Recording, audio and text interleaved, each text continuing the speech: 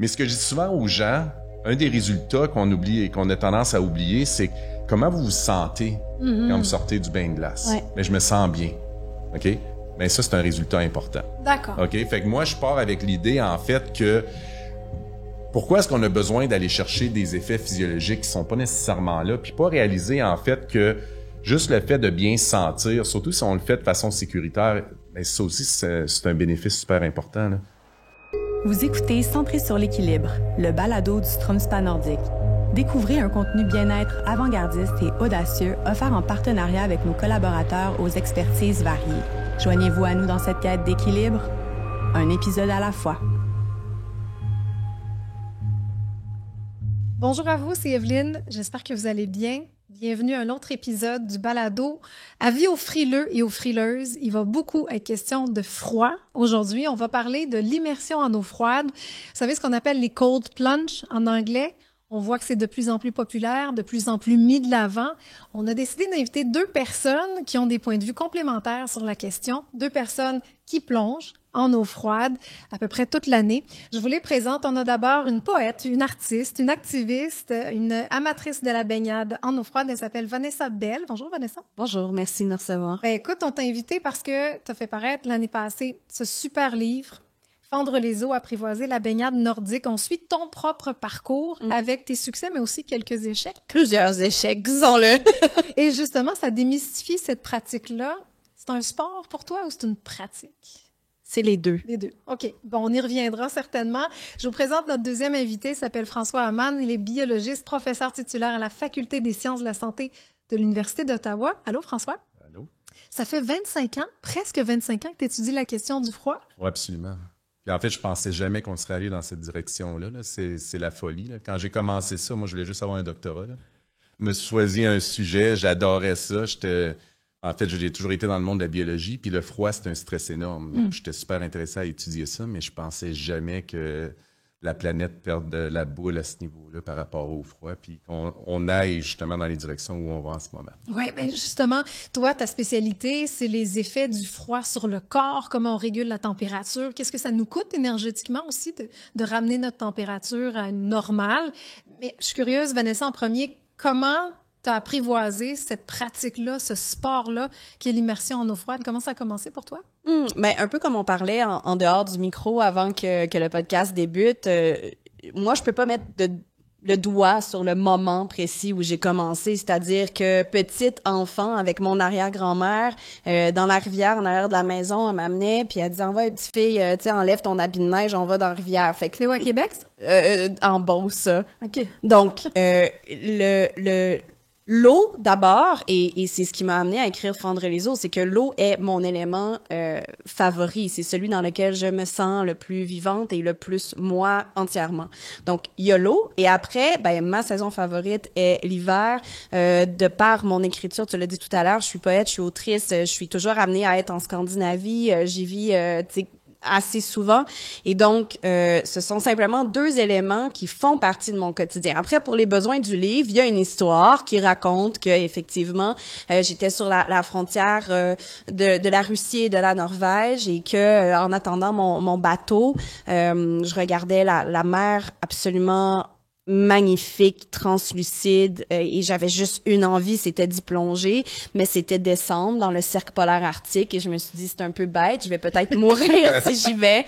Et une dame très âgée a commencé à me parler à côté de moi, on a fait le saut, en fait j'ai fait le saut parce que j'étais en contemplation, puis elle m'a dit qu'est-ce que tu fais là? Bon, je pense à aller me baigner, mais je vais mourir. Elle m'a dit non, t'as sûrement amené des combines, des bas de laine, des mitaines, va chercher ça, je te rejoins ici dans 20 minutes et on est entré dans l'eau. Elle et toi? Elle et moi. Wow. Et c'est là où j'ai su que c'était complètement bête d'arrêter de me baigner de novembre à avril. Moi, c'était ça ma fenêtre avant et que j'ai commencé vraiment à pratiquer la baignade en eau froide sur une base quotidienne, hebdomadaire, à l'année longue. Au Québec, hein, faut le préciser. Au Québec et partout dans le monde, ouais. Ouais, François, de ton côté? En fait, j'ai toujours été intéressé par le froid, évidemment, là, parce que encore là, j'ai grandi. Mon père était de Saint-Méthode, là, fait que ça fait dans votre coin. Fait que le froid, ça a toujours fait partie un peu de mon existence. Je me suis jamais vraiment arrêté à ça. Puis j'ai commencé à étudier le froid quand je faisais de la recherche. Puis c'était surtout au début des études fondamentales que je faisais au niveau métabolique. Puis en 2017, en fait plus vers 2017, j'avais entendu parler de Wim Hof. Puis j'étais intrigué parce que c'était quand même dans mon domaine. Wim Hof, c'est un monsieur qui fait du ski, qui fait du yoga, qui fait tout à l'extérieur en sous-vêtements dans la glace. Ouais, c'est ça, qui s'expose en fait, puis il y a très peu de gens qui comprennent comment il arrive à le faire, là. Puis quand la guerre en Ukraine a pris, je travaillais déjà avec l'OTAN. Donc à ce moment-là, j'étais travaillé en Finlande, où tu es exposé un peu plus à ces choses-là. Puis pendant la pandémie, là, j'ai eu beaucoup de temps, mon laboratoire a été fermé pendant 2 ans. Donc j'ai commencé à m'exposer un peu plus au froid. J'ai commencé à regarder un peu plus les effets que ça avait. Puis justement, dans la conversation, vous allez voir que le biologiste a commencé à voir des choses un peu différemment. Où est-ce qu'avant, je regardais les choses vraiment de façon fondamentale. OK, comment je peux prendre ça puis l'appliquer dans le monde des militaires où je travaille. Mais après ça, je me suis rendu compte que ça avait un effet sur l'esprit qui était énorme. Ouais. Et, ça, c'est une partie, en fait, comme biologiste, on n'a pas le droit de parler de ça. Biologiste, puis ça appartient à la psychologie. Puis... Quand tu veux écrire un livre sérieux aussi, basé sur des faits scientifiques autour d'une pratique qui peut devenir rapidement spirituelle, j'ai envie de dire ce mot qu'on n'a pas le droit de dire au Québec de toute manière, on découvre la même chose. Oui, fait que c'est exactement ça. Puis comme scientifique, c'est sûr que comme biologiste, chercheur fondamental, tu te fais un peu juger jusqu'à un certain point, mais ce que tu te rends compte, c'est que même dans tout ce qui est survie dans le froid, donc les travaux que je fais présentement, je travaille beaucoup avec les forces spéciales aux États-Unis, au Canada, aux Pays-Bas, en Allemagne, ainsi de suite. Puis la réalité, c'est que ce que tu te rends compte, en fait, le plus gros défi, c'est d'être capable de te mettre dans un état d'esprit qui te permet justement de survivre dans ces conditions-là, puis que la physiologie puis la biologie est importante, mais pas au niveau qu'on peut modéliser cette réponse-là. Puis l'obsession un peu dans tout ce qui est recherche, c'est de trouver un modèle de qui est capable de survivre dans le froid.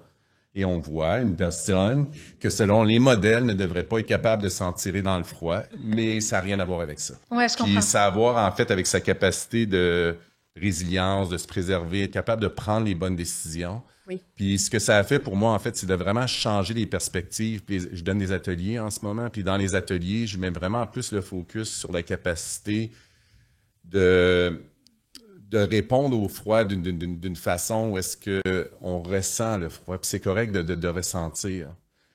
Mais comme biologiste, c'est pas comme ça qu'on... C'est pas comme ça que tu as appris. Non, absolument pas. Moi, j'en ai pas fait, là, d'immersion en eau glacée. Vanessa, explique-moi comment ça se passe. C'est peut-être la partie la plus difficile à traduire, selon moi, comment ça se passe, parce que d'une fois à l'autre, c'est pas forcément le même cheminement. On parlait de préparation mentale. Il y a effectivement une grande volonté qui vient de ce qu'on est capable de négocier avec soi, j'ai envie de dire. Donc, tout dépendant de si j'ai bien mangé la veille, mon niveau d'hydratation, mon niveau de sommeil, aussi ce qui est arrivé avant dans ma journée, ça peut tout influencer, donc, l'expérience qu'on va vivre. Comment ça se passe? Ben, il n'y a pas une seule formule, ça dépend aussi où on se baigne. Et ça, c'est super important parce que souvent, là, ici, on enregistre à Montréal. Puis à Montréal, ben, les groupes qui le pratiquent ici, à proximité, dans très peu profond d'eau, dans le fleuve, où souvent on touche par terre, où c'est facile de sortir du trou, alors que en comparaison, moi, ma pratique quotidienne, elle est plus du côté de Québec. Alors, je vais à la pointe de l'île d'Orléans, là où il y a des énormes courants, là où les glaces prennent pas forcément de la même manière. Donc, on négocie les risques différemment. Quand des amis m'invitent au chalet, ben on sort les chainsaws, on fait un trou dans le lac. Ben encore là, c'est une autre manière de rencontrer les corps d'eau. Et ça, je trouvais ça super intéressant parce que tout à l'heure, on parlait de ce qui est vivant. Hein? Et l'eau, elle est vivante et peut-être que ça répond pas directement à ta question, mais pour moi, c'est à chaque fois une rencontre. C'est une rencontre d'abord avec le territoire, oui, avec soi, mais c'est une rencontre aussi avec un corps d'eau qui est vivant. Et c'est peut-être là où, comment ça se passe, ben c'est qu'est-ce que je suis capable d'observer comme données autour de moi et comme données en moi. Et après ça, ben si on est accompagné de 1, 2, 3, 8 personnes, ben comment je suis capable aussi de veiller sur le groupe et de voir un peu ce qui se passe en nous. Donc, OK, fait que ça, c'est du cas par cas. Ben oui. Mais il y a quand même une préparation avant, Ouais. une plongée, puis quelque chose qui se passe après. Oui. OK, ben on peut dire très bêtement que il y a l'entrée qui demande la volonté parce que forcément on part d'un milieu sec et chaud où notre corps se dit mon Dieu que je suis heureux dans mon habit d'hiver à se déshabiller, parfois il y a beaucoup de vent et donc l'entrée va demander un petit peu plus de volonté, mais une fois qu'on est immergé, pour moi c'est vraiment ce qui est intéressant, c'est cette espèce de grand calme qui s'assoit en nous. Et là, c'est ce qui est beau pour quelqu'un comme moi et peut-être comme toi aussi qui a un travail qui demande beaucoup d'utiliser la tête, c'est que tout à coup, tout ça s'éteint. Et là, on est vraiment assis en nous, comme observateur parfois même de nous. Et il y a bien sûr la sortie où il y a cette espèce de sentiment d'euphorie, d'invincibilité auquel il faut faire très attention d'ailleurs. Mais ce rush d'hormones-là qui fait que la joie est immense et on aime tout le monde qui est proche de nous à ce moment-là. Là. Ouais, c'est ça. Ouais, non, t'as vraiment. Puis c'est vraiment intéressant d'entendre parce qu'on se connaissait pas. Puis là, j'entends des choses, puis scientifiquement, c'est exactement ce que j'enseigne en ce moment. Tu sais, puis tu te rends compte comment ça finit toujours par se rejoindre. Puis je pense que c'est la partie que les gens ont l'impression qu'aller dans un bain de glace, c'est un moment d'envoyer une photo sur Instagram, là. Ouais. Parce qu'ils peuvent dire, OK, ben... Quand ils le font, il faut qu'ils le disent au monde. Ouais. Ouais, à plusieurs reprises. Ou à plusieurs reprises même, parce qu'on a besoin de l'entendre plusieurs fois. Mais en fait, ça n'a rien à voir avec les autres. Puis, tu sais, je reviens de l'Allemagne, j'étais allé avec un soldat qui était une personne, c'était un opérateur, c'était un gars, c'était un solide qui a sauté, tu sais, il a sauté des avions, mais le froid, ça fait peur initialement, puis c'est jamais pareil. Donc, à chaque fois que tu vas y aller, puis je trouve ça intéressant que tu dises ça, parce que c'est toujours une nouvelle expérience. Les gens ont l'impression que c'est toujours la même chose, ce n'est pas toujours la même chose. Mais qu'est-ce que c'est le froid? Ben en fait, c'est ça. Je pense qu'il faut commencer avec ce concept-là, parce que quand on parle de bain glacé, on est vraiment à un extrême, là. Là, on est dans le plus extrême du froid qu'on peut imaginer. Moi, juste pour dire en ordre de temps, là, généralement, je dis pas plus que 2 minutes. Puis quand on dit, surtout chez des soldats, que 2 minutes, c'est bon, ils vont faire 20 minutes parce que c'est 10 fois mieux. C'est pas comme ça que ça fonctionne. Fait qu'essentiellement, la partie la plus importante, c'est la partie du début où est-ce que là, on va avoir un choc thermique. On s'en va dans l'eau, ça dure à peu près 30 secondes. On le contrôle pas, c'est un réflexe. Puis ce réflexe-là, ce qu'il veut faire, c'est nous faire inspirer. Fait qu'on a une bataille à faire initialement quand on frappe l'eau, surtout quand on arrive au niveau du cou, où est-ce que là, on veut juste prendre une grande inspiration. Les gens se noient plus en eau froide qui vont tomber hypothermiques. Fait qu'il y a beaucoup plus de ce risque-là. Parce qu'ils vont aspirer l'eau, c'est à peu près 1 litre d'eau, là, c'est assez pour pouvoir te noyer. Donc, ça, c'est ce qu'on va avoir en eau glacée. Puis ce qui va arriver après le 30 secondes, c'est ce calme-là qu'on est capable d'établir. Quand on devient habitué, le 30 secondes, il y a une autre notion. Comme moi, si je rentre dans l'eau froide, ça doit être la même chose pour toi. Je n'ai plus vraiment cette réaction-là. Fait qu'on est capable de s'acclimater à ce choc de température-là. Puis à un moment donné, on ne le ressent pas, mais à chaque fois qu'on y va, c'est toujours différent. On sort, la température n'est pas pareille. Puis le plus beau moment, c'est quand tu sors, c'est pas quand tu es dans l'eau. C'est vrai, ça m'étonne, ça. Pourquoi c'est le plus beau moment? Moi, je prends vraiment le temps quand je sors, surtout s'il y a un beau soleil, de me mettre au soleil puis de me laisser réchauffer. Puis tu sens le sang-froid qui va revenir vers le centre, mais tu as vraiment un sentiment d'euphorie. Puis la raison, c'est... On pourra en reparler Non, tout de suite, s'il vous plaît. Parce que c'est relié, en fait, à la dopamine qui est relâchée. Donc ça, c'est une chose qui est relâchée, mais aussi les endorphines. Fait que tu peux avoir certains mots, disons, avant d'entrer. Puis j'ai trouvé ça intéressant que tu as mis de l'emphase sur « t'as pas mangé, t'as pas dormi ». C'est il m'en manque un. Tu n'as pas mangé, pas dormi, tu as une mauvaise journée, bien hydraté. C'est les facteurs les plus importants qui vont affecter notre réponse au froid. OK, peu importe la réponse, peu importe la température. Oui, absolument. Fait qu'en fait, il y a une façon d'entrer dans l'eau qui est super importante en amont avant de décider, OK, là, j'embarque dans l'eau. Puis vraiment de rentrer dans un état calme. Puis ça, c'est une autre chose que j'enseigne beaucoup, c'est faut rentrer calme, il faut pas rentrer énervé, puis c'est raw, on embarque là-dedans, puis on va être capable de faire 30 minutes. Donc, ces relâches d'hormones-là ont un effet justement euphorique qui va rester avec nous pour un bon bout de temps. Donc, le froid, quand tu dis un bon bout de temps, c'est quoi? 5 minutes, ben, une en fait, heure, une journée? Ça dépend aussi de chaque personne, de chaque plongée. Moi, je trouve, ça dépend de extrêmement variable. Qui t'accompagne. Ouais. Puis, ça m'est arrivé d'être dans en groupe que finalement, j'aimais pas être dans un groupe. J'aimais mieux être à 2. J'aimais mieux... c'est pas une bonne idée de le faire seul en passant. Mais à Pourquoi deux, c'est pas au une bonne minimum, idée de le faire ben, seul? il peut arriver quelque chose, essentiellement. Puis tu es aussi sur de la glace, donc Ouais. oui, tu pourrais glisser, tu pourrais te cogner, tu pourrais avoir un malaise. C'est comme aller dans le bois. C'est ça. C'est juste comme, ou moi, ce que je dis quand quelqu'un y va seul, c'est comme, dis donc où t'es, à quelle heure, à quel moment, je t'appelle avant, je t'appelle en sortant. Donc, comme ça, au moins, mais... C'est un peu comme la plongée sous-marine, tu sais, c'est juste t'assurer que tu as une autre personne là, si jamais arrive quelque chose. Cette personne-là n'a pas nécessairement besoin d'être impliquée dans ce que tu fais, mais juste avoir une présence avec toi. Moi, c'est une pratique commune, là, où est-ce qu'il y a toujours une présence, mais c'est ma pratique à moi. Oui. Quand je vais dans l'eau froide, ça m'appartient, là. Ça appartient pas à la personne qui est avec C'est moi. pas un superviseur là, qui Non, va non, te dire non. quoi faire. C'est quelqu'un qui est là, qui est C'est un peu par ta ligne de sécurité, vie, là. comme quand Ouais. tu fais de l'escalade, par exemple. Ouais. Parce qu'il t'est arrivé quand même, Vanessa, une mauvaise expérience que tu relates. Ah, dans- plein dans de le- mauvaises expériences, Seigneur. Mais avant de, Oui. si je peux me permettre, je veux Bien juste sûr. revenir sur les hormones parce qu'il y a quand même 4 hormones dont j'imagine. t'as parlé. Mais ma préférée, je pense, Ouais. une fois que l'idée de la dopamine est dépassée, pour moi, c'est vraiment l'ocytocine, dont on parle trop peu. On parle souvent juste aux mères qui viennent d'accoucher Oh, de oui. l'ocytocine pour On s'en souvient, cette mais fameuse celle-là, hein. idée de l'hormone de l'attachement.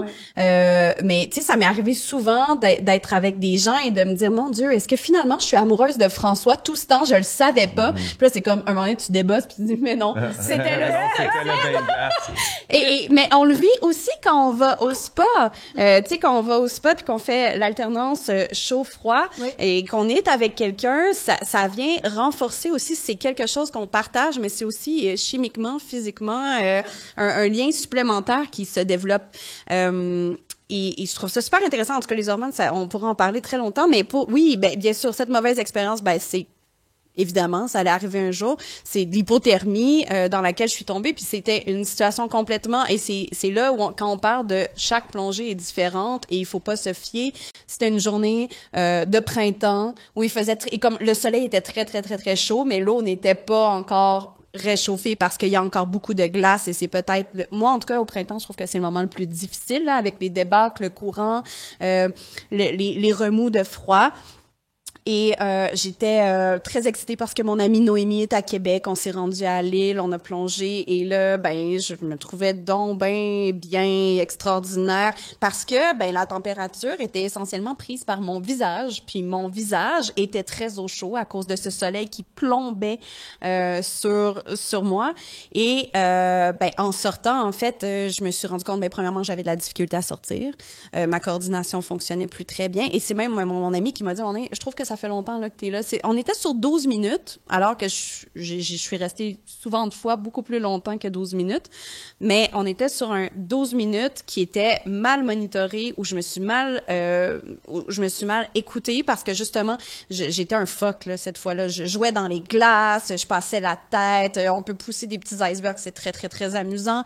Mais j'étais plus en contact avec comment je me sens. Ok, c'est là que je suis rendue. Oui, je m'amusais. Tel un enfant. Puis à la sortie, ben là, c'est ça. C'est que après ça, la descente est assez rapide. Donc, c'est... Ben, on peut peut-être en parler justement parce qu'une des choses qui arrive en fait, quand on sort de l'eau, on a l'impression que c'est fini. Mais c'est pas le cas parce que le sang-froid qui est en périphérie, fait que quand on va aller dans l'eau, tout le sang va aller vers le centre, vers le tronc. Mais ce qui va arriver, c'est que quand on va se réchauffer, tout ce sang-froid-là revient vers le centre. Puis quand je disais qu'on le sent revenir. Mais le problème, c'est que notre température centrale baisse d'un autre 0,5 degrés. Oui. Fait que les moments les plus dangereux, en fait, c'est quand on sort de l'eau. Puis c'est pour ça que la durée est importante. Tu sais, moi, je dis toujours qu'on a le choc initial, puis une des hormones qu'on a oubliées qui est super importante, c'est les hormones de stress. Là. Oui. La noradrénaline. C'est la noradrénaline principalement qui va être relâchée. Donc, ça donne un peu un sentiment d'euphorie, d'éveil, qui est normal. On le connaît tous avec le froid. Mais quand on sort de l'eau, c'est là qu'il faut faire un petit peu attention. Fait que, tu sais, quand je disais les risques de glisser, toutes ces choses-là, faut préparer notre terrain en avance, là. Comme, faut vraiment s'assurer, premièrement, qu'on est capable de sortir. Si on est seul, c'est un problème, là. Puis, moi, je vais toujours m'assurer que j'ai une zone, au moins, qui est pas glissante, que je suis capable de sortir. Je sais exactement où je vais m'en aller s'il y a un problème. Souvent, il y en a pas, mais s'il y en a, puis à ce moment-là, tu prends des décisions tout le long. Fait que c'est pas une pratique qu'on fait aveuglément, là. C'est vraiment pas une pratique aveugle. Puis moi, qui fais beaucoup de yoga, là, pour moi, ça se ressemble un petit peu. Tu sais, quand tu te ramasses dans une position de yoga qui est extrêmement inconfortable, moi qui a tendance à être très inconfortable dans le yoga à cause de mon manque de flexibilité, qui veut dire que généralement, il faut que j'apprenne à respirer à travers ça. Mais c'est le même principe avec l'eau froide. Puis des fois, ça se peut que tu bouges pas. Ça se peut que tu es dans l'eau froide, puis que tu as juste besoin d'être tranquille, puis de pas parler. Puis il y a d'autres fois, tu vas être dans l'eau froide, puis tu es capable de jaser, puis discuter, mais il faut que tu t'écoutes. Puis le problème qu'on a souvent, c'est qu'on devient un peu, je sais pas, pris dans l'événement, où on oublie qu'est-ce qui se passe, il y a trop de bruit. Puis c'est drôle, parce qu'avec la plongée sous-marine, je fais de la plongée sous-marine, puis on va en eau froide souvent. C'est la même chose, il faut que tu sois calme quand tu te prépares. C'est la même chose avec l'eau froide, comme il faut que tu prennes le temps de regarder, tu es avec qui. C'est quasiment de la pleine conscience que tu es en train de me dire. C'est 100% de la pleine conscience. Parce qu'il faut que tu sois attentif à tes signaux corporels, à ce qui se passe autour, être ici maintenant dans le froid. Puis ce que Vanessa disait aussi, qui est vraiment intéressant par rapport à tout ça, c'est que on a comme pas le choix de sortir de notre tête. Parce que, mais on a comme pas le choix, puis oui, puis non. Faut que tu y sois. Ouais, mais il faut, tu sais, tu peux décider de te bloquer complètement, puis décider de pas sentir ce que tu vas ressentir. Ce qu'on ressent, puis encore là, en termes de froid, tout ce qui est 15 degrés et plus bas en termes de température, c'est des récepteurs de la douleur. Fait que ce que tu vas ressentir, c'est de la douleur. N'importe quoi au-dessus de 15 degrés Celsius de température de peau, tu vas sentir la température. Fait que tu peux distinguer la température au-dessus de 15. Mais en bas de 15, c'est de la douleur. Fait que ça fait mal. Ça dure moins longtemps, mais ça fait mal. Mais en fait, il faut que tu puisses, à travers ça, apprendre à reprendre le contrôle jusqu'à un certain point, puis de respirer, puis de dire, OK, ça va durer un certain montant de temps. Fait que tu peux décider de le bloquer. De se dire, je suis pas en danger. Je suis pas en danger. Bon, il y a un danger réel, mais comme tu parlais, là, on a un réflexe de penser qu'on est en danger. C'est normal, parce que dans les stress... C'est utile. Ouais, puis dans les stress qu'on peut vivre, les plus importants, c'est le manque d'oxygène. Donc, si je bloque l'oxygène, c'est sûr que ça ira pas bien, ça va vivre quelques minutes. Le froid serait le deuxième plus important. En fait, dans tous les stress que le corps peut vivre. Puis l'eau glacée est en haut de tous les froids que tu peux vivre. Donc, c'est comme te faire frapper par quelque chose, te faire frapper par un camion essentiellement. Puis tu dois, ton premier réflexe va te rentrer dans un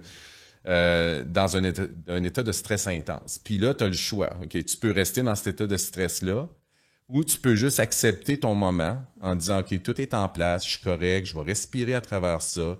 Ça dure un certain montant de temps. Ensuite, on va sortir. Puis, c'est d'être capable de te raisonner à travers ça, puis de garder le contrôle. Puis, c'est vraiment ça qu'on apprend. Tu sais, tout à l'heure, on parlait de Instagram, puis de cette idée de mise en scène de soi, mais on fait des mises en scène de soi pour soi aussi, ne l'oublions pas.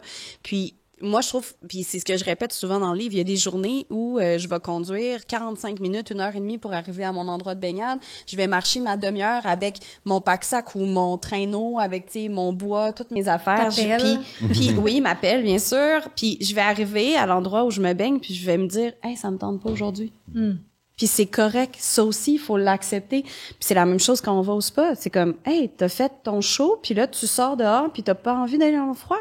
Respecte aussi ce que ton corps est en train de te dire. Faut être à l'écoute, finalement. Ouais. Si je faisais un parallèle avec ça, c'est un parallèle que je fais souvent. Si on monte Everest, il y a une zone de mort essentiellement au-dessus de 8000 mètres. Fait qu'au-dessus de 8000 mètres, on n'a pratiquement pas assez d'oxygène, même pour soutenir le repos. Là. On est vraiment à la marge. Il y a des gens qui vivent dans cette zone-là, puis qui ont l'air d'aimer ça, vivre dans une zone de stress intense tout le temps.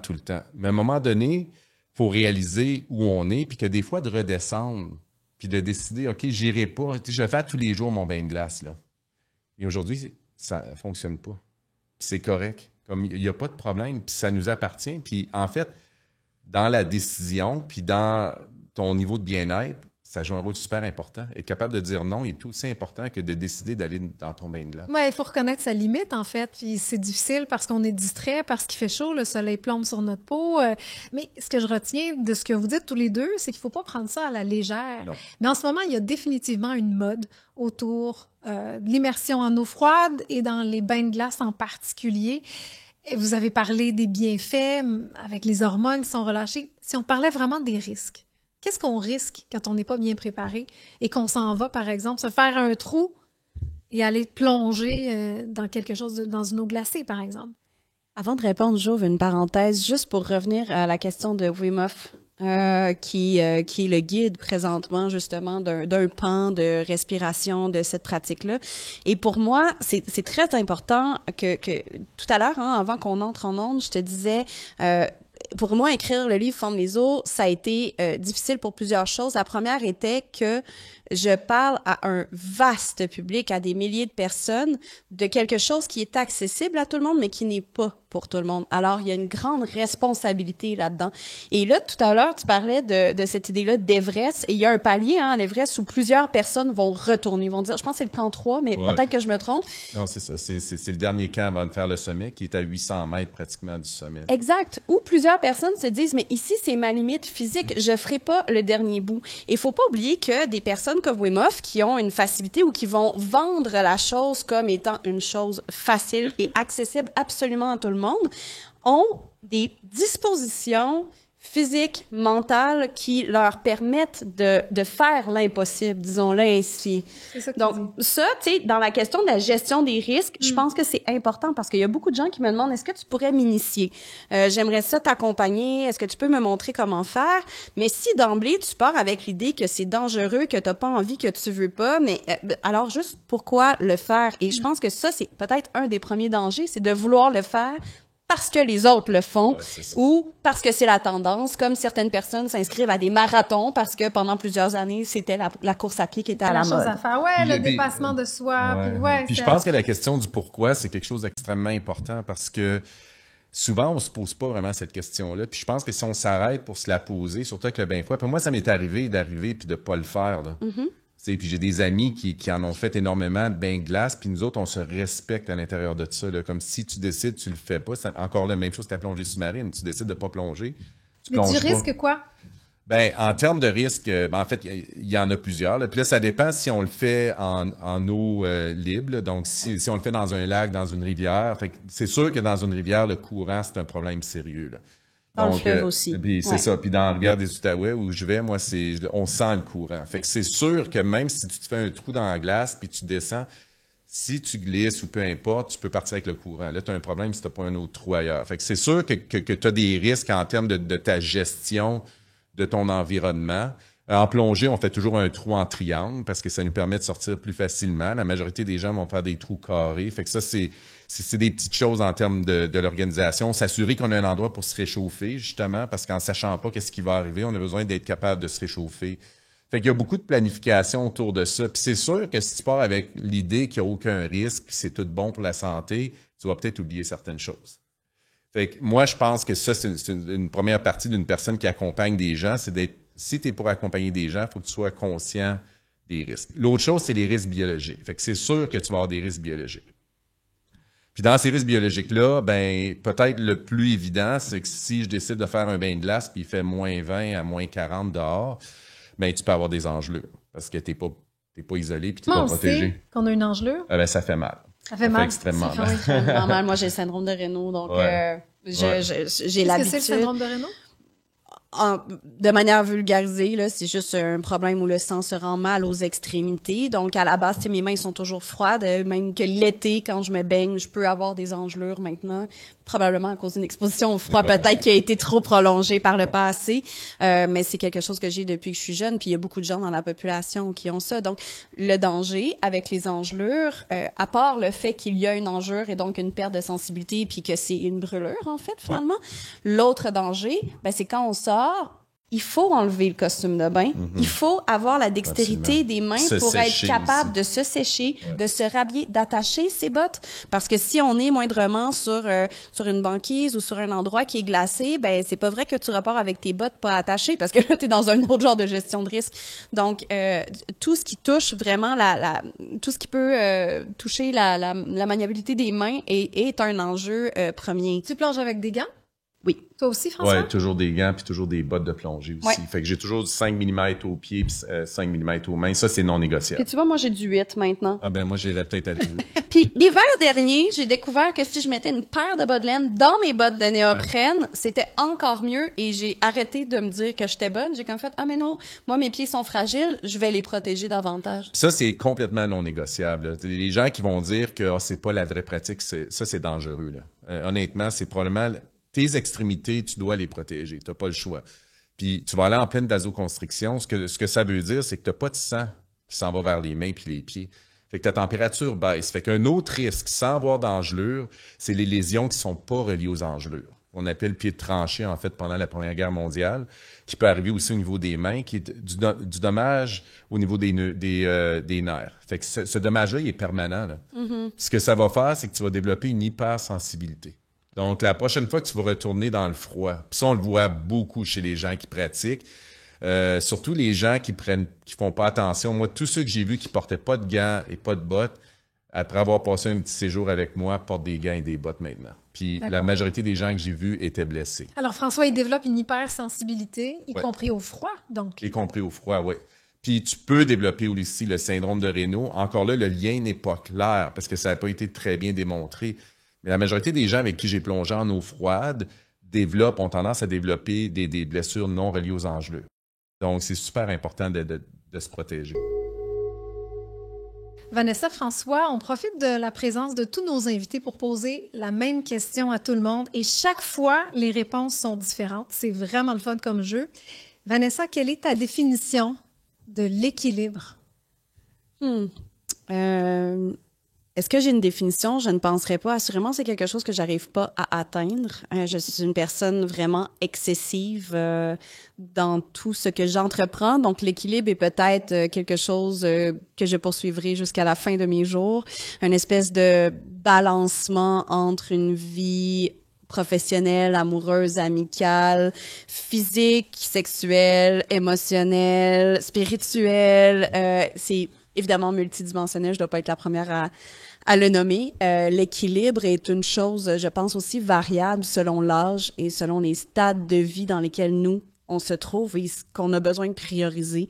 Donc, oui, on peut prioriser quelque chose, mais l'équilibre, c'est aussi comment tout ce qui est autour vient s'harmoniser, avec le focus du moment. Oui. J'irai avec ça. Oui, et tu sais quoi? C'est justement la preuve que chacun a sa propre définition parce que la définition puis notre idée de l'équilibre change au fil du temps. Mais pour un biologiste, François, c'est quoi? Moi, j'écoute ça, j'ai tellement de bonnes réponses. Réponse d'autrice. Ouais, non, c'est fantastique. Pour un biologiste, je dirais en fait que pour moi, on parle beaucoup d'homéostasie. Tu sais, l'homéostasie qui est un concept d'équilibre en biologie, mais l'équilibre est dynamique. Ça n'existe pas vraiment de l'équilibre. Puis même quand on parle d'un équilibre qu'on peut penser, on est en équilibre parfait à tout moment, même au niveau biologique, on ne l'est jamais. Tu manges pas, tu vas dans l'eau froide, tu vas pas dans l'eau froide, tu vas faire de l'exercice. On est toujours comme dans un équilibre dynamique. Puis je pense que l'équilibre, c'est d'être capable de reconnaître dans quel état on est, puis d'être capable de te réétablir dans un état de gestion qui est optimal jusqu'à un certain. Donc, il faut qu'il y ait une certaine vigilance. Je pense que la vigilance est centrale là, dans tout ce que je fais. Moi, je pense que s'il n'y a pas de vigilance, c'est sûr qu'on peut se mettre à risque dans différentes conditions, mais je pense que la vigilance est extrêmement importante. Un certain niveau de conscience. Ça te prend un certain niveau de conscience de ton état d'esprit. Fait qu'il faut que tu expérimentes, tu vois comment ton corps répond, puis tu apprends à rétablir un équilibre à travers ça. Ben, c'est des bonnes réponses. Merci beaucoup. Merci. Là, j'ai envie de nous auto-relancer. Est-ce que je peux? Oui, bien sûr. J'ai envie qu'on parle de la tête. Est-ce que toi, tu conseilles de mettre la tête ou Ça pas? dépend des jours. Je ne le conseille absolument pas. Encore une fois, comme je disais tout à l'heure, ça dépend de tout ce que tu es capable d'observer de toi et de paramétrer. Donc, il y a des journées où je mets la tête comme ça, c'est vraiment rien. Et il y a d'autres journées où il peut faire vraiment plus proche de zéro, où on est super bien, puis je sens que si je mets la tête, mon souffle coupe. Donc, tu as un réflexe de plongée, en fait, qui est vestigial jusqu'à un certain point. Là. Puis dès qu'on a du froid en dessous du nez, on va avoir une tachycardie. Fait que notre fréquence cardiaque va baisser. Mais tu as aussi un choc vagal qui est énorme. Là. Fait que c'est pas une super bonne idée d'aller se mettre la tête en dessous de l'eau pour différentes raisons. Moi, je le fais pas, par choix. Moi, je me protège toujours la tête aussi, avec raison assez évidente. C'est pour ça que je posais la question. Donc, c'est sûr que ta perte de chaleur au niveau de la tête, qui est beaucoup plus vascularisée, c'est énorme.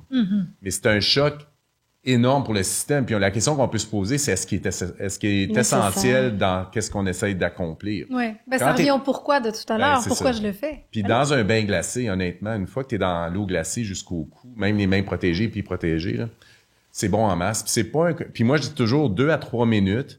Encore là, il y a des gens expérimentés qui peuvent pousser, mais en sachant très bien que plus on attend, plus notre température centrale baisse. Fait que dans des mesures que j'ai faites justement chez des militaires, qui ont été exposés au froid, après une quinzaine de minutes, j'avais des températures autour de 34 degrés Celsius. Donc, moi, je donne une pilule de température. On peut mesurer la température avec une pilule télémétrique. Puis j'ai surveillé la température, puis c'est essentiellement une ligne qui descend tout le long. Donc, tu pars ton chronomètre, puis tu t'en vas vers l'hypothermie. Et là là, OK. Puis ça, c'est instantané, là. Puis ça arrive, puis on n'a pas besoin d'être à 0 degré. Là. À partir de quand on est en hypothermie? Ben, en fait, on peut l'être même, je peux juste vous donner des indices un peu. Là. Il y a beaucoup d'études qui ont été faites à 18 degrés Celsius. Donc, l'eau qui serait à peu près l'équivalent de ce que vous auriez au printemps ou à l'automne. Ça prend à peu près 45 minutes, puis on est rendu à peu près à 34 degrés. Donc, si j'étais dans de l'eau du printemps, là, qui est quand même... Puis là, je ne vais pas dire printemps. Ben, on va parler automne. C'est peut-être plus facile automne. On va parler de l'eau de l'automne, là, après qu'elle a été réchauffée un peu pendant l'été. C'est à peu près 18 degrés Celsius. Si vous restez dans l'eau même une trentaine de minutes, votre température centrale baisse continuellement. Ouais. OK? Puis ça, on parle de 18 degrés. Là. Fait que n'importe quoi en bas de ça est nettement plus rapide. Donc, l'eau glacée, là, on parle d'être hypothermique, c'est une question de minutes, là. C'est super, super rapide. Ouais. Donc, plus on reste longtemps, puis encore là, il y a des gens qui vont dire, OK, moi, je suis capable de rester une demi-heure. Ça, j'ai vu ça souvent, je suis capable de rester, félicitations, mais... C'est pas parce qu'on est capable qu'il faut le faire. C'est ça. Puis ça revient un peu au contexte. En fait, je vais en parler un peu de Wim Hof parce qu'on a comme ouvert la porte. Wim Hof a réussi à faire des choses impressionnantes. Est-ce qu'on a vraiment évalué son niveau de blessure au niveau de ses mains puis de ses pieds avec tout ce qu'il a fait? Il y a personne qui parle de ça. Moi, la majorité des gens que j'ai vus sont blessés. Là. Bon, c'est une pratique donc qui est pas à prendre à la légère. Ouais. Il faut être bien préparé, il faut savoir, il faut s'écouter beaucoup. Mais les gens qui pratiquent les immersions en eau froide disent que c'est bon pour le cœur, c'est bon pour le système immunitaire, c'est bon pour ci, c'est bon pour ça.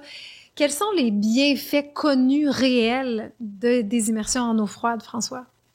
En fait, c'est la question, parce qu'il y a beaucoup de gens qui ont attribué énormément de facteurs importants par rapport au froid. Puis encore là, on va parler des bains glacés, parce que c'est là où on met la majorité de l'emphase. Il n'y a aucune évidence en ce moment, zéro évidence qui démontre que le système immunitaire répond de façon favorable. Puis je vous dirais que même quand on devient hypothermique, ça pourrait travailler à l'inverse. En fait, tu rends quelqu'un hypothermique, c'est sûr que ton système immunitaire, là, il sera pas super content de ça. Là. Donc, au niveau du système immunitaire, on n'a aucune évidence. C'est super dur à mesurer. Éthiquement, tu peux pas juste infecter quelqu'un pour voir qu'est-ce qui va arriver. Donc, on n'a pas vraiment d'évidence à ce niveau-là. Au niveau inflammatoire, il y a une étude qui a été faite par, en fait, un des spécialistes du foie, le Dr. Michael Tipton de l'Université de Portsmouth en Grande-Bretagne. Ce qui a démontré à travers une étude, il a passé à travers toutes les études qui ont été faites, puis il n'y a aucune évidence présentement, même au niveau de l'inflammation, que le froid semble avoir un effet important au niveau des changements inflammatoires. Et pourtant, quand on se blesse, on dit « mets de la glace, ça va te faire du bien ». Localement. C'est pas vrai pour le corps entier. Non, c'est ça. Fait qu'au niveau du corps entier, on ne le sait pas, en fait. Puis tu sais, quand je dis pas vrai, il faut faire attention. Scientifiquement, on ne l'a pas démontré. Mais si scientifiquement, on n'a pas la preuve, puis les gens vont dire ces choses-là basées sur rien, ben on pourrait peut-être attendre d'avoir les preuves avant d'être capable de se lancer là-dedans. Mais ce que je dis souvent aux gens, un des résultats qu'on oublie et qu'on a tendance à oublier, c'est comment vous vous sentez quand vous sortez du bain de glace. Ouais. Mais je me sens bien. OK? Ben ça, c'est un résultat important. D'accord. OK? Fait que moi, je pars avec l'idée, en fait, que pourquoi est-ce qu'on a besoin d'aller chercher des effets physiologiques qui sont pas nécessairement là, puis pas réaliser, en fait, que juste le fait de bien se sentir, surtout si on le fait de façon sécuritaire, ben ça aussi, c'est un bénéfice super important, là. Tu sais, fait que les gens qui vont dire, puis des fois tu le fais en groupe, puis des fois c'est le fun, t'as une petite activité autour de ça, c'est plaisant. Fait que les gens vont dire, ben ça réduit les risques de dépression. Ouais, mais entre être assis sur ton sofa en train d'écouter du Netflix, puis décider d'aller faire un bain de glace, Être entouré de gens. puis en être entouré Ben de oui. gens pour le faire, tu rencontres un paquet de gens, puis même si tu décides de pas le faire, c'est correct aussi. T'es avec du monde dehors. Puis c'était le fun. Puis c'était le fun. Ben oui. Ben là, je me sens mieux, c'est étrange, mais Ouais. j'ai pas besoin d'une preuve biologique puis physiologique Je comprends. de ça. Puis fait que ça, je dirais que c'est des facteurs. Mais au niveau physiologique, en ce moment, on n'a pas vraiment beaucoup de preuves. Il y a des choses métaboliques qu'on voit qu'il y a des réponses métaboliques qui se passent. Donc, tout ce qui touche l'insuline, donc la résistance à l'insuline, il semble avoir des effets, surtout reliés aux frissons. Donc ça, on l'a démontré, en fait, qu'on peut améliorer. Mais moi, je me lancerais pas dans ces évidences-là pour dire, OK, tout le monde allait dans des bains de glace. La majorité des études qu'on a faites étaient même pas à ces températures-là. D'accord, je comprends. Donc, il faut être prudent quand on entend des gourous, je vais les appeler comme ça, entre autres sur les réseaux faut qu'ils vendent leur sociaux, salade. dire « venez, Ben je vais vous montrer comment faire, c'est bon pour ceci, cela ». Au niveau scientifique, c'est pas encore démontré. Non. Par contre, il peut y avoir pour certaines personnes, comme vous deux, des effets, des bienfaits en tout cas sur le bien-être, l'humeur. On a parlé des hormones tout à l'heure. On en est où par rapport à la ménopause, périménopause? Qu'est-ce que tu as étudié de ton côté, Vanessa? Ben, on l'a vu avec le balado, entre autres, de Véronique Cloutier, hein. C'est infiniment, complexe, variable, très peu étudié. Une étude peut contrecarrer une autre étude. Encore, il y a toujours la question de est-ce que quelqu'un a quelque chose à te vendre. Donc, si c'est des hormones, etc. Moi, je peux pas. C'était quelque chose dont j'avais discuté avec Anne Châteauvert, mon éditrice, au moment de la rédaction. Puis elle m'a dit, je serais super intéressée de lire là-dessus, mais je sentais pas qu'on avait des résultats assez probants pour m'avancer. Parfait. Après, si on en entend ça. Après, moi, je suis en périménopause. Ouais. Vraiment pas le fun. Les bains d'eau froide me font du bien à plusieurs égards. Le premier étant probablement de ne pas être en lutte contre mon corps, mais d'être avec mon corps. Et ça, je pense que peu importe le type, là, je vais mettre des guillemets là pour les gens qui nous écoutent sans la vidéo, mais peu importe le type de maladie qu'on a, je dis pas que la périménopause c'est une maladie, mais l'attitude aussi qu'on a envers cet inconfort-là, souvent va jouer pour beaucoup. Après, je pense que t'as une réponse plus intelligente ou plus appuyée que la mienne. Plus intelligente. C'est en quelque part, c'est drôle parce qu'en recherche, puis je suis content que présentement il y a eu comme des changements au niveau de l'inclusion, au niveau des participants de recherche. On a étudié beaucoup l'homme dans le froid. On a très très peu étudié la femme. Mais pendant la ménopause, est-ce que ça peut aider comme peut-être c'est une bouffée de chaleur, ça pourrait peut-être, mais il n'y a rien de ça qui a été étudié. On n'a absolument aucune espèce d'idée, mais en bout de ligne, si les gens sentent que ça les aide et qu'ils se sentent mieux, puis ils le font de façon sécuritaire, parce qu'encore là, moi, je veux mettre un peu d'emphase là-dessus, parce que... Mais c'est quoi une pratique sécuritaire? Qu'est-ce que tu peux nous dire, François? Mais je pense qu'on a touché à quelques points. Là. Je pense que ce qui est clair, vous devez protéger vos mains puis vos pieds, ça c'est clair. Jamais pratiquer ça seul, ça c'est clair. Vous n'êtes pas obligé d'aller dans de l'eau glacée. Absolument pas. Bon, est-ce qu'on peut commencer avec la douche, mettons? Je sais pas, à la fin de la douche, faire une petite minute d'eau froide? Juste prendre la décision d'aller d'une douche chaude à une douche froide, là, c'est une décision énorme. Ça peut être la plus grosse décision. Ça demande beaucoup de volonté, ça demande énormément. Moi, je déteste la douche froide. Je déteste parce que le crachin autour de toi, puis là, il y a l'air froid, alors qu'au moins, dans l'eau, t'es enveloppé. D'accord. Tu sais, c'est comme scellé. Ouais. Donc, la douche, c'est pire que l'immersion. Moi, je trouve que c'est vraiment pire. C'est même pas comparable. D'accord. Moi, je déteste la douche froide. Fait que là, du moment où je décide de tourner vers l'eau froide, t'as une décision qui se passe à ce moment-là. On peut tout commencer par ça. Il y a zéro de risque, là. Il y a zéro de risque avec une douche froide. Zéro de risque, on est en plein contrôle. Est-ce que les bienfaits seront là aussi? Tu vas avoir une réponse de la même façon. Ça dépend de la température de ton eau, là. Donc, c'est sûr qu'en hiver, ton eau est plus froide que ce que tu vas avoir en été. Donc, c'est sûr que ça dépend un peu de la température de ton eau. Moi, ce que j'ai tendance à faire, je prends un bain chaud le soir, je laisse mon eau pendant la nuit, puis je vais dans le bain froid le matin. Et encore là, l'eau peut être à peut-être 16 degrés, disons. C'est une bonne idée. Ouais, puis on gaspille pas l'eau. Oui, non, j'adore ça. Fait que ça, j'aime mieux ça que la douche pour quelques raisons. Il y a des gens qui dans la douche, ça va très bien, puis ils aiment ça. Il y a zéro de risque. Selon moi, les bienfaits n'ont pas été mesurés en passant. Fait que je veux juste dire ce que je pense. Ouais. Du moment qu'on a un choc thermique, peu importe le choc, tu as une réponse au stress. Cette réponse au stress-là va initier une cascade qui peut avoir des effets au niveau physiologique. Dans toutes les pratiques qu'on fait, c'est comme le yoga, c'est comme l'exercice ou peu importe, c'est d'être régulier.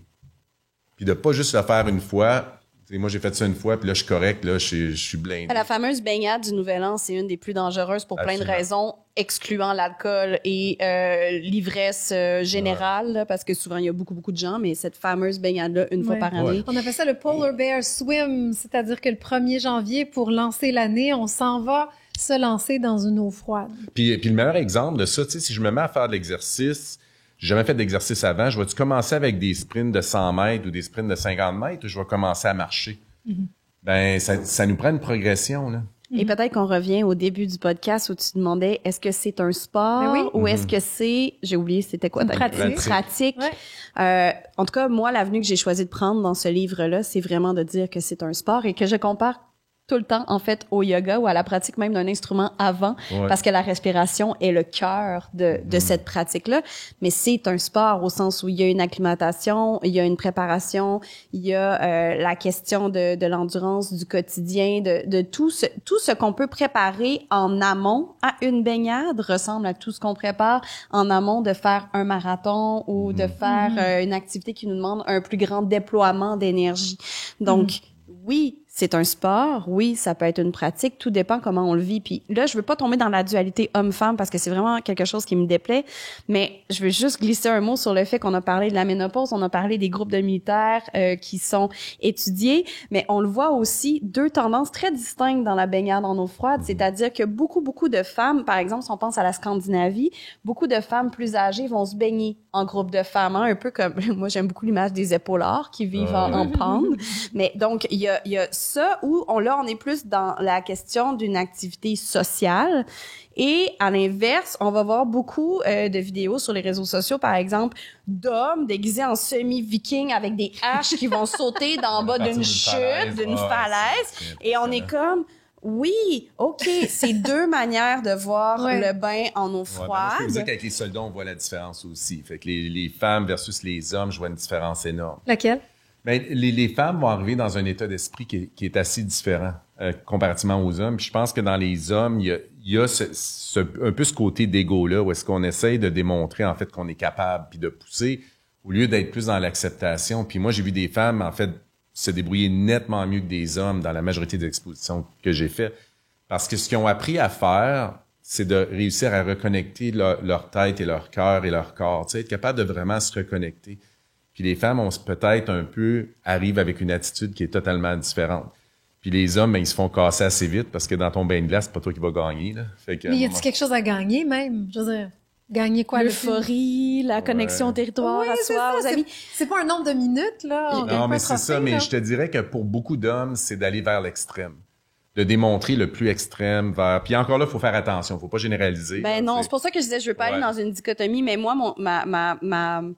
ma théorie, qui n'est évidemment pas scientifique, ma théorie, c'est que vivre dans un corps de femme, en tout cas dans un corps qui est menstrué, un corps qui accouche, c'est déjà vivre avec des types de stresseurs et de douleurs qui sont inimaginables pour d'autres types de corps. Et je pense qu'il y a effectivement une négociation ou un apprentissage, en tout cas, de vivre avec une douleur qui est cyclique, qui nous amène à être dans un état peut-être plus de zénitude, disons ça comme ça.